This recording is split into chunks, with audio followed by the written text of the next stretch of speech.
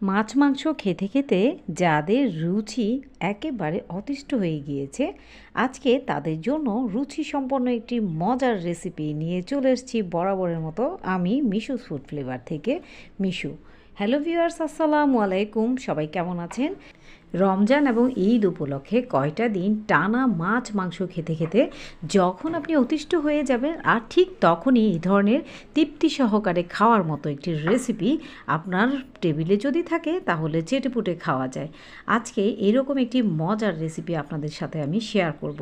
আর আজকের এই মজার রেসিপিটি হলো ডাঁটা এবং আলু দিয়ে মাছের ঝোল। আর এই অসাধারণ রেসিপিটি আমি খুবই সহজে এই ভিডিওতে তুলে ধরেছি শুধুমাত্র আপনাদের জন্য।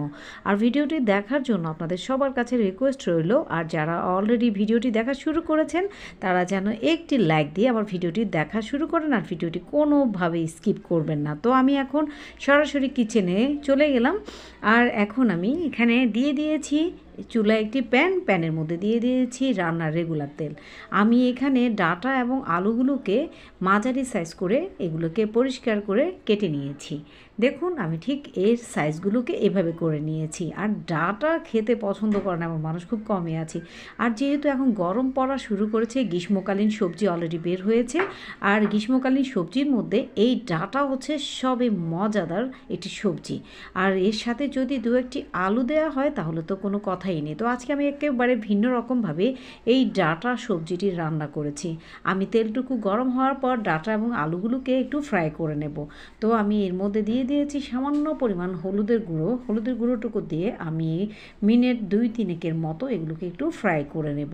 আর এভাবে যদি আপনারা ফ্রাই করে তারপর রান্না করেন তাহলে কিন্তু যথেষ্ট পরিমাণ টেস্ট পাবেন।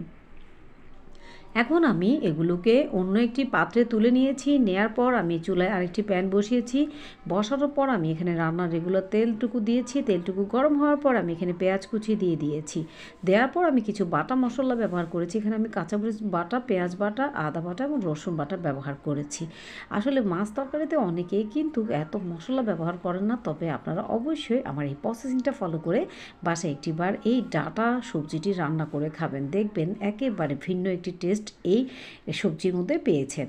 তো যাই হোক, আমি এই মশলাটুকুকে মিনিট 2 মতো ভালোভাবে একটু কষিয়ে নিব যতক্ষণ না মশলার গন্ধটুকু উপরে আসে। তো যাই হোক, এর মধ্যে আমি হলুদের গুঁড়ো, মরিচের গুঁড়ো, জিরের গুঁড়ো দিয়ে দিয়েছি 1 চামচ করে, আর দিয়ে দিয়েছি স্বাদ মতো লবণ। ঝালটা সম্পূর্ণ ডিপেন্ড করছে আপনাদের উপরে। ঝাল যেই যতটুকু খেতে পছন্দ করেন ঠিক ততটুকু এর মধ্যে অ্যাড করবেন। এখন মশলাটুকু 2-3 মিনিট কষানোর পর আমি ভেজে রাখা এই ডাঁটা এবং আলুটুকু এই মশলার মধ্যে দিয়ে দিচ্ছি। দেখতেই পাচ্ছেন এই কালারটা কিন্তু কত সুন্দর হয়েছে। আমি কিন্তু এই ডাঁটা এবং ডাঁটা ছাড়া যে কোনো কিছু রান্না করার ক্ষেত্রে আমি একটু সবুজ কালার করে খেতে খুব পছন্দ করি। তো যাই হোক, আমি মশলার সাথে 1 মিনিটের মতো এগুলোকে একটু ভেজে নিচ্ছি। এরপর আমি এর মধ্যে গরম পানি দিয়ে দিচ্ছি 2 কাপ পরিমাণ গরম পানি দিয়ে আমি একটু ভালোভাবে এটি একটু কষিয়ে নেব। অনেক সুন্দর একটি সুঘ্রাণ আসছে এই ডাঁটা এবং আলু থেকে। এটি একটি দেশীয় খাবার, আর রান্নাটিও পুরোপুরি আমি দেশীয় স্টাইলে রান্না করেছি। তো আপনারা যারা ভিডিওটি অলরেডি দেখছেন এখন একটি লাইক দিতে ভুলে গিয়েছেন, কিন্তু মনে করে একটি লাইক অবশ্যই দিয়ে দেবেন। আপনাদের একটি লাইক আমাকে নিয়ে যেতে পারে অনেক দূর থেকে দূরান্তরে। ডাঁটা এবং আলুটুকু আমার অনেকটা সিদ্ধ হয়ে গিয়েছে। এখন আমি ভেজে রাখা 4 টুকরো তেলাপিয়ার মাছ এর মধ্যে দিয়ে দিয়েছি। আপনারা যে কোনো মাছ দিয়ে এই ডাঁটাটি রান্না করে খেতে পারেন, তবে কিন্তু একটু যত্ন করে রান্না করলে এর কিন্তু টেস্ট একেবারে ভিন্ন রকম। তো যাই হোক, আমি মাছটুকু দেওয়ার পর এর মধ্যে এখন 2টো টমেটো ফালি করে রেখেছিলাম, এই টমেটোটুকু দিয়ে দিয়েছি। দিয়ে আমি আরও অন্ততকে 5 থেকে 7 মিনিট পর্যন্ত এটি চুলায় রেখে দেব। আর এই মধ্যে ঝোলটুকু অনেকটা ঘন হয়ে আসবে। ঘন হওয়ার পরে আমি ধনিয়া পাতা দিয়ে নামিয়ে রাখবো।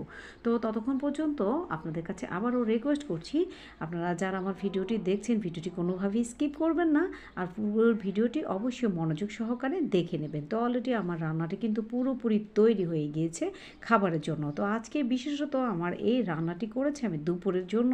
আমি এরই মধ্যে আমি রান্নাটি করে তারপর একটু কষ্ট করে এডিট করে তারপর আপলোড করছি আপনাদের জন্য। জন্য। তো আমি এখন পরিবেশনের জন্য একটি সার্ভিং বাটিতে মাছ এবং ডাঁটা আলু সহকারে আমি তুলে নিয়েছি। দেখে বুঝতে পারছেন কতটা অসাধারণ লোভনীয় দেখাচ্ছে আজকের এই মজার ডাঁটা এবং আলু দিয়ে তৈরি করা মাছের ঝোলের রেসিপিটি। তো আশা করছি আপনাদের কাছেও দেখে অনেকটা লোভনীয় মনে হচ্ছে। আর রেসিপিটি কেমন লেগেছে অবশ্যই আমাকে কমেন্ট করে জানাবেন। আপনারা অবশ্যই আমার এই প্রসেসিংটা ফলো করে বাসায় একটি তৈরি করে খাবেন। এখন যেহেতু গ্রীষ্মকাল, আর গ্রীষ্মকালের মজার সবজি এই ডাঁটার রেসিপিটি যদি আপনাদের এতটুকু ভালো লেগে থাকে তাহলে বাসায় একটিবার ট্রাই করবেন। তো নতুন আরও কিছু রেসিপি আপনাদের জন্য শেয়ার করতে চলে আসবো যে কোনো সময় যে কোনো মুহূর্তে। সেই পর্যন্ত আপনারা সবাই ভালো থাকবেন এবং সুস্থ থাকবেন। আল্লাহ হাফেজ।